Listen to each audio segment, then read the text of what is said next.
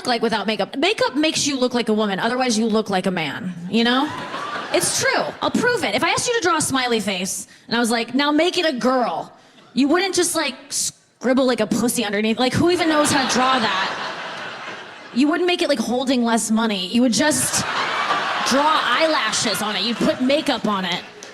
That's what differentiates us. So without makeup, I look way different. I never get recognized, ever, you know? Because people see me on TV and I don't look the same without makeup. The other day I was actually recognized without makeup and I got offended. I did. He asked for my autograph. I was like, fuck you. You think Nikki Glaser looks like this? And he was like, oh no, sorry, I thought you were Dog the Bounty Hunter. And I go, oh wait, well, come back here, son. I'll sign that hubcap for you. You get on back here. I don't want to disappoint a Dog the Bounty Hunter fan. Yeah, I'm a rangy broad, man. But I can look pretty hot. I was accidentally hot at a Trader Joe's recently. I didn't mean to be. I was coming home from a photo shoot and I stopped at the grocery store and I was looking good and I was getting flirted with by the cashier. And then he cleared my order and was like, get out of here. I was like, what? He was like, it's on the house. And I was like, is your dad Joe? Like, can you authorize this? I was like, don't you have to ring a bell or something? What's going on? He's like, oh, get out of this. I was like, thank you. He was like, stay beautiful. And I was like, all right. Was that a threat? What the fuck was that? What happens if I don't? Because I can't stay beautiful. I have to go back here. This is my neighborhood Trader Joe's. I had to go back the next day. I was wearing no makeup. I was scared to see the guy, but he was there, and he had me arrested for shoplifting the day before. He's like, I told you to stay beautiful. He's like, go back to Aldi. I was like, okay. No, it's so funny to get upset about aging as a woman, because at some point you do have to age completely, you know? And you want to age completely. Someday I hope to age to the point of unfuckability. You know why? Because I don't want anyone trying to fuck me when I'm 95. I don't have the bone density or the muscle mass to fight you off.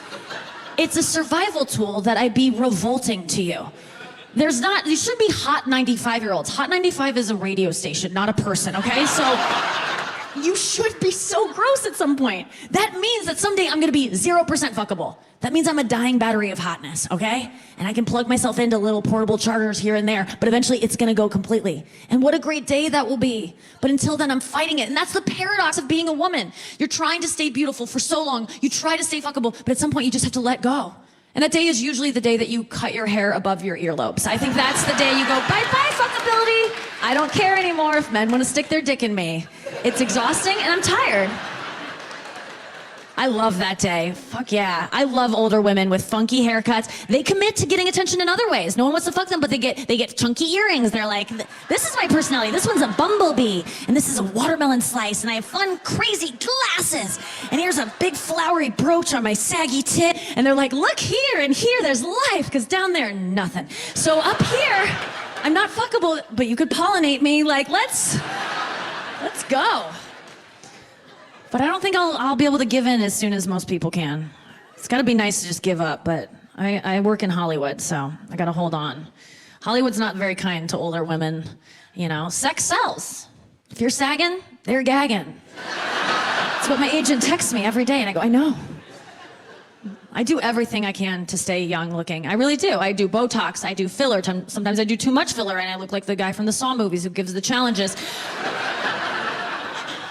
I do lasers and microneedling, and those things are so harsh on your skin. I recently got microneedled, and I couldn't leave the house for 3 days, because if I did, it looked like I got mouthy in a car ride with Chris Brown. Like, it looked like I was trying to give him directions where he knew where he was going. Are you groaning? I'm sorry. I'm so sorry to offend any Chris Brown fans. I mean, I look like Chris Brown loves me very, very much and just wants what's best for me. But yeah, I gotta stay hot in Hollywood. If you're not textbook hot, you gotta work so hard. You gotta be like the most talented ever, you know? Remember Susan Boyle? Remember that video? You should watch it again. It didn't age well, much like her. It doesn't hold up.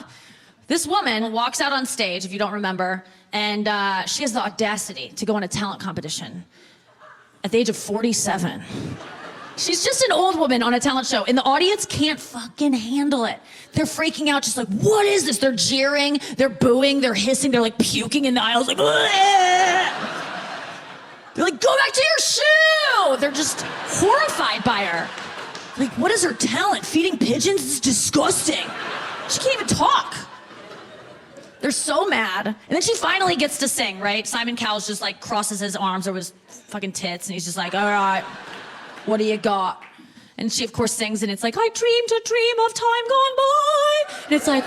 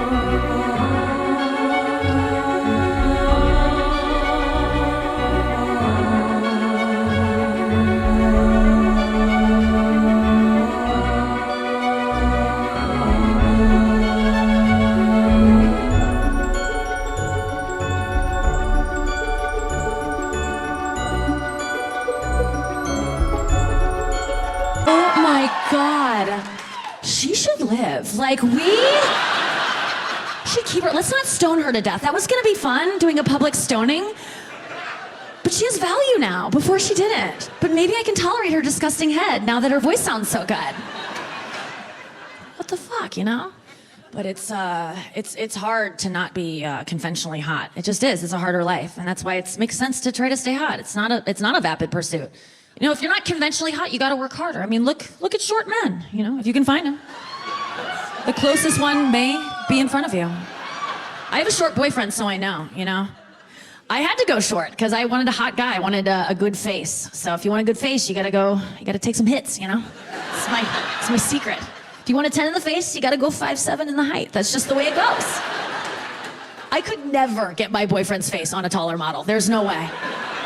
There's no way. But I got him on discount. He was marked down. You know, he's a defect. I met at TJ Maxx. He's really good looking. Sometimes I post a picture of us and girls are like, good job, girl. How'd you get that? And I'm like, if you zoomed out, you'd see he's sitting on my lap. So this is a tiny man. Had to go dig into the bargain bin for this one. Went deep. But I love short guys. I like to stand up for you because, I mean, I sit down for you when I'm talking in conversation to make you more comfortable, but I stand up for you figuratively because I don't like how people are mean to you. And you're usually cooler than tall guys because you have to be because no one respects you. You know, like, I'm sorry, you know this. My boyfriend, he's told me about it. You know, when he grew up, when he reached adulthood,